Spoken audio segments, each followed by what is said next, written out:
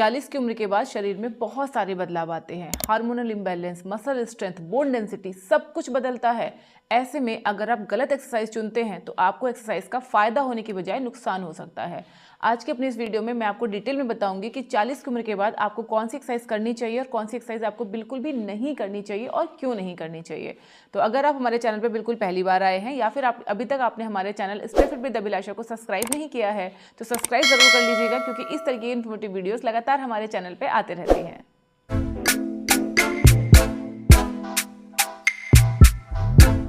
40 की उम्र के बाद हमारी बोन डेंसिटी कम होने लगती है, हमारा मेटाबॉलिज्म स्लो हो जाता है और मसल्स रिकवरी का रेट भी कम हो जाता है। इसलिए हर एक्सरसाइज अब आप यूथ बॉडी की तरह नहीं कर सकते। गलत वर्कआउट से आपको जॉइंट पेन हो सकता है, बैक इंजरी हो सकती है और यहाँ तक कि आपको हार्मोनल इम्बैलेंस की समस्या भी हो सकती है। तो एक एक करके अब हम समझेंगे कि आपको कौन कौन सी एक्सरसाइजेस 40 की उम्र के बाद में नहीं करनी चाहिए। सबसे पहले इसमें आती है आपकी हाई इम्पैक्ट जंपिंग वाली प्रैक्टिसेस, यानी वो एक्सरसाइज जिसमें आप काफ़ी ज़्यादा जंपिंग करते हैं, हाई कार्डियो करते हैं। ये एक्सरसाइज आपको 40 की उम्र के बाद नहीं करना चाहिए।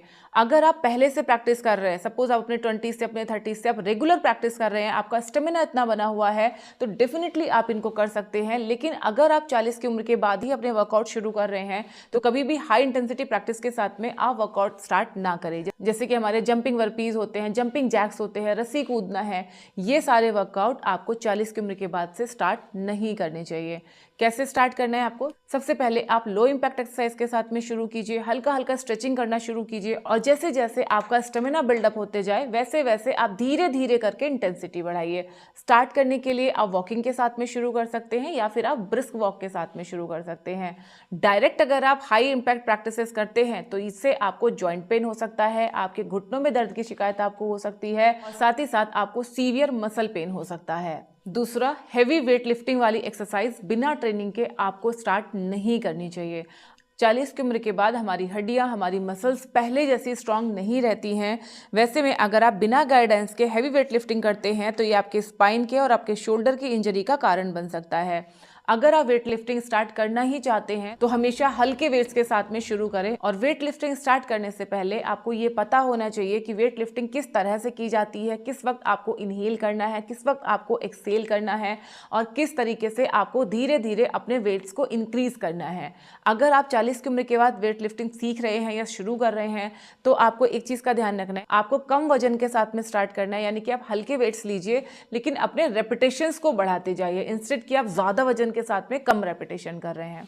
ठीक है, अगर आप ये सब चीज़ें सीखना चाहते हो कि भाई कौन सी एक्सरसाइज करें, कैसे हम लो इम्पैक्ट एक्सरसाइज करें, कैसे हम डंबल ट्रेनिंग सीखें, अगर ये सारी चीज़ें आप सीखना चाहते हो तो आप मेरे लाइव वर्कआउट सेशन ज्वाइन कर सकते हो, जहाँ पे मैं आपको आपकी बॉडी के हिसाब से गाइड करूंगी कि कौन सी एक्सरसाइज आपको करना है, किस तरीके से वेट लिफ्टिंग करनी है, कब इनहेल करना है, कब एक्सहेल करना है और कितने किलो के डंबल्स आपको लिफ्ट करने हैं आपके बॉडी टाइप के हिसाब से, आपके बॉडी वेट के हिसाब से और आपके गोल के हिसाब से। तो अगर आप हमारे वर्कआउट सेशन ज्वाइन करना चाहते हैं तो स्क्रीन पे जो नंबर शो हो रहा है इस पे व्हाट्सएप करके आप हमें ज्वाइन कर सकते हैं। तीसरी तरीके की एक्सरसाइज होती है डीप स्क्वाट्स और लंजेस।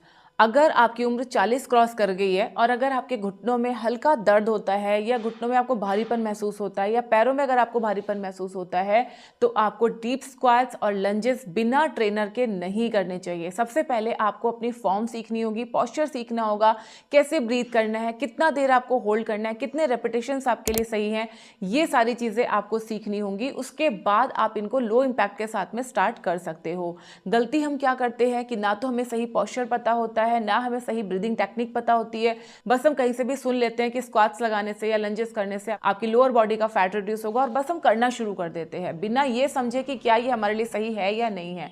अगर आपको भी इन चीज़ों की नॉलेज नहीं है तो पहले आप इन चीज़ों की नॉलेज लीजिए, सही पोस्चर आप समझिए और उसके बाद आप धीरे धीरे अपने वर्कआउट रिज़ाम में इन चीज़ों को आप इंक्लूड करना शुरू कीजिए। अगर आप अपने लोअर बॉडी के फैट को रिड्यूस करना चाहते हैं तो बजाय आप स्क्वाट्स और लंजेस करने के आप अपने लोअर बॉडी की स्ट्रेचिंग करना शुरू कीजिए।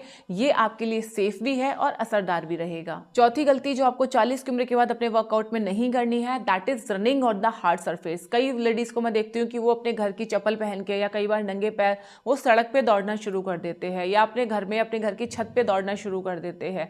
इससे क्या होता है, आपके पैरों को सही कुशनिंग नहीं मिलती है और सही कुशनिंग ना मिलने की वजह से आपको घुटने में दर्द की शिकायत हो सकती है, एड़ियों में आपको दर्द हो सकता है, पाँव में आपको दर्द की शिकायत हो सकती है और लॉन्ग रन में अगर आप ये प्रैक्टिस इसी तरीके से करते जाते हैं तो बहुत सारे सारे हेल्थ इश्यूज आपके साथ में हो सकते हैं। तो अगर आप रनिंग करना चाहते हैं तो सबसे पहले तो आप वॉकिंग के साथ शुरू कीजिए।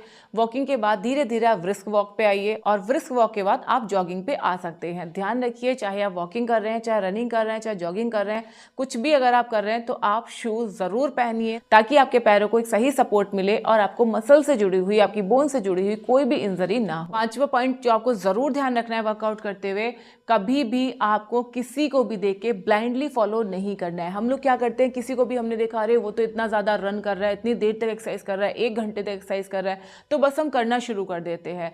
कई बार हम क्या करते हैं कि कोई ऐसा योगा पोस्चर देख लेते हैं कि मान लो मेरी उम्र आज 40 साल है, ठीक है, मैंने किसी को देखा कोई 50 साल की लेडी कोई पर्टिकुलर योगा पोस्ट कर रही है, तो बस हमें लगता है ये कर रही है तो हमसे भी हो जाएगा।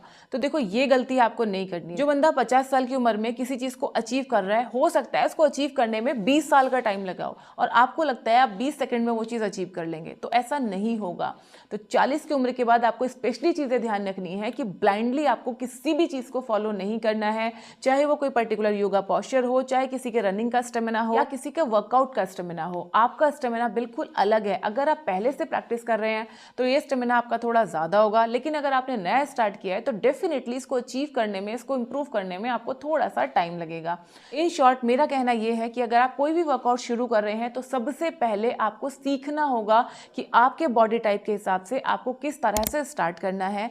जब भी आप शुरू कर रहे हैं हमेशा लो इंपैक्ट एक्सरसाइज के साथ में शुरू कीजिए। अगर आप योगा में आगे जाना चाहते हैं, डीप स्ट्रेचिंग करना चाहते हैं, हठ योग में जाना चाहते हैं, कोई पर्टिकुलर योगा पोज को अगर अचीव करना चाहते हैं तो सबसे पहले आप बेसिक्स के साथ में स्टार्ट कीजिए, बेसिक चीजें सीखिए, उसके बाद आप धीरे धीरे करके आगे जाइए। जब मैं अपने क्लाइंट्स को ट्रेन करती हूँ तो बिल्कुल बेसिक से बताती हूँ, एक एक स्टेप उनको अच्छे से बताती हूँ, उसके बाद वो सारे योगा पोजेस अपने आप अचीव करते जाते हैं जो उनको लगता था कि वो कभी भी नहीं कर सकते हैं। तो अगर आप भी इस तरीके से पोस्चर्स को अचीव करना चाहते हो, अपनी हेल्थ को इंप्रूव करना चाहते हो, तो सबसे पहले सीखना शुरू कीजिए। आई होप इस वीडियो से आपको काफी जानकारी मिली होगी, आपको समझ में भी आया होगा कि आपको किस तरीके की चीजें करनी है, किस तरीके की चीजें नहीं करनी है। अगर आपका वजन बहुत ज्यादा है, 70 किलो से भी ज्यादा है, तो ये वीडियो आपके लिए है। ये एक्सरसाइज के साथ में आप अपनी वेट लॉस जर्नी स्टार्ट कर सकते हैं। तो चलिए मिलते हैं नेक्स्ट किसी वीडियो में, तब तक अपना ध्यान रखिए, खुश रहिए, फिट रहिए। Thank you.